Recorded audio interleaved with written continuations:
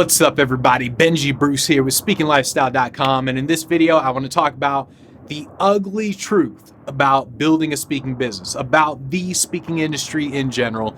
It's a really ugly truth, like a butt ugly truth.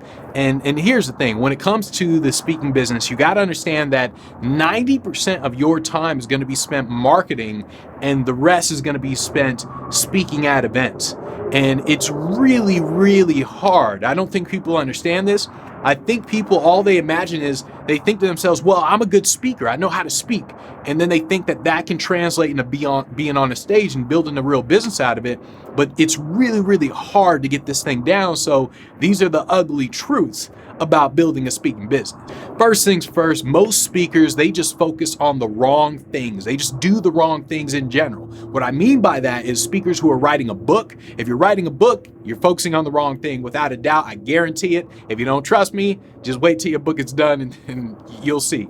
So writing a book, a lot of speakers, like how they create too much content and all that, they're focusing on the wrong things, and that's because they don't understand what it is they're trying to do. They don't understand like what their end goal is. If your end goal is to get on a stage, then you are literally just reaching out to events. That's it. Like, that's all you have to do to get on stage is you reach out to them, you contact them. You're not writing a book, you're not creating content, you're not doing any of that. If you want to build a brand, then you start creating content, podcasts, and all that. But most speakers, they don't even understand, they don't even have a clear goal of what it is they're trying to accomplish.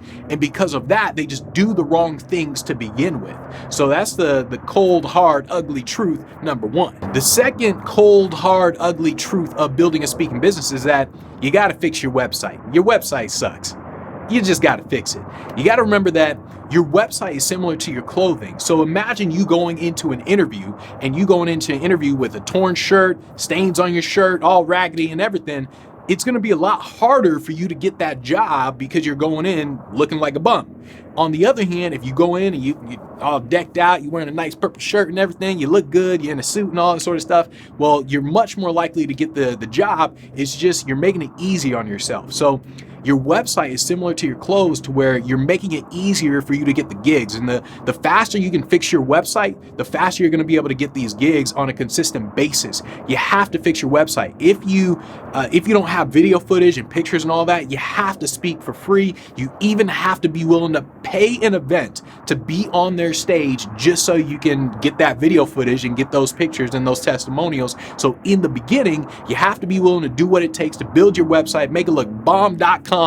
And then from there, everything else is going to be a whole lot easier. But you got to make sure that if you don't have a great website, you're just making it hard on yourself, and then that's it. You're just making it too damn hard. The next cold hard truth about building your speaking business is that most of the speaking topics that you want to talk about aren't topics that they hire. They're just not topics that they pay for. And I came across this with a lot of speakers where I asked them, like, hey, what do you talk about? What's your topic and all that sort of stuff? And they would come up with all kinds of weird names for topics. And I'm thinking to myself, that is not an industry that gets paid.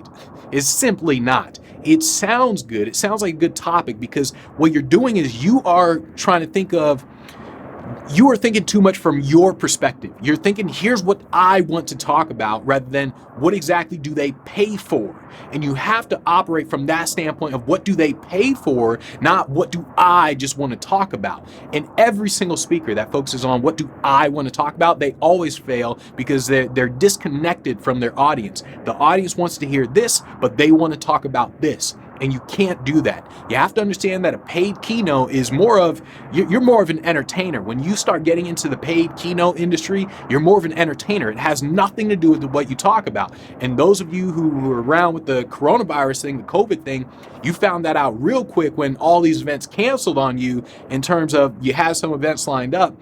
They canceled because you're thinking like, well, okay, we can do the webinars and the video version, the Zoom version and the virtual events, and they weren't willing to pay that same amount. Like, I don't know how much you charge, $5,000, $10,000, whatever, but they weren't willing to pay you that much for a virtual event because it has nothing to do with your topic.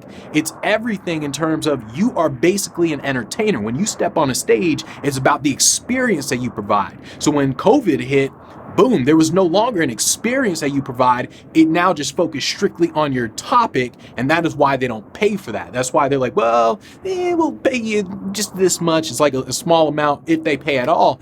And so you got to remember that most topics that speakers come up with, they're just topics that nobody pays for. And the way to figure out if you're in a topic that people pay for is go to the Speaker Bureau's website. Look at the topics that they have listed there that people can hire speakers for. You'll see basic topics: leadership, sales, entrepreneurship, motivation, inspiration. They have those types of topics. If you don't see your topic there, I guarantee you have a topic that nobody pays for. And if you keep trying to speak about what you want to speak about instead of speaking about what people pay for, you will end up broke as a speaker. So that's just a cold, hard truth. And the final cold, hard truth that I want to talk about is that you must keep reaching out to events. Keep reaching out nonstop, all day, every day. Even when you book an event, you have to still keep reaching out to other events. Otherwise, your calendar is going to go dry. You're going to have a ghost town calendar. It happens all the time to speakers. What happens is speakers, they'll get booked for an event, and let's say the event's 3 months from now, 6 months from now, they'll now stop reaching out to all these events. They'll stop reaching out. They'll start saying things like, well, let me practice my speech a little bit. I got to practice. And then they got 3 months. They're like, I got to practice. And they just stop reaching out. And before they know it, no events are contacting them anymore. And no events are interested in them because they just stopped reaching out. If you stop reaching out, you will not have a full calendar. You will struggle as a speaker. The second you stop reaching out, you are screwed. Absolutely screwed. So you got to make sure that you always reach out to events no matter what. Just keep doing it all day, every day, and then you will fill your calendar if you do it right. You got to make sure you're doing it right, by the way. Just because you're reaching out, that doesn't mean anything. Like if you're copying and pasting emails, it's not going to work. You have to make sure that you're reaching out in the right way. Make sure you sound like you're in demand. Make sure you're doing it right. Just because you're doing the right things doesn't mean you're doing those things the right way. So you got to make sure you're doing those things the right way and make sure you're doing the right things. But like I said, this is without a doubt a cold, hard truth. You have to keep reaching out. Don't stop, because if you do stop, that's it. Like you're done. You got to remember, when it comes to outreach, there's a lag time between when you contact and when they actually hire you. There's a huge lag time between those that moment. So you can contact an event today, and 3 months, 4 months, 5 months, 6 months from now, they now hire you. Like they'll reach back out and say, hey, like actually we do want to bring you in for this event. So you got to remember that lag time. So every second that you stop, you're screwed. Like trust me on this one. If you stop reaching out, your bank account is going to go dry. So those are the cold, hard truths about building a speaking business. You got to understand that it is a lot harder than you think, and it takes a lot longer than you think. And you just got to make sure that you truly do have the ambition of building a speaking business. Otherwise, it's going to literally crush you. It's going to crush your dreams. Just because you can speak good, you can speak on a stage, you can speak to a crowd, that doesn't mean you can build a speaking business. Like the way you build a speaking business is you got to make sure that you're doing most of the marketing. You make sure that you are doing the marketing. You're not expecting some agent to book gigs for you or anything like that. You make sure that you are always reaching out to events. You make sure you're always marketing, getting the videos, the testimonials, all that sort of stuff. You always have to do that nonstop, all day, every day. And that is how you build a speaking business.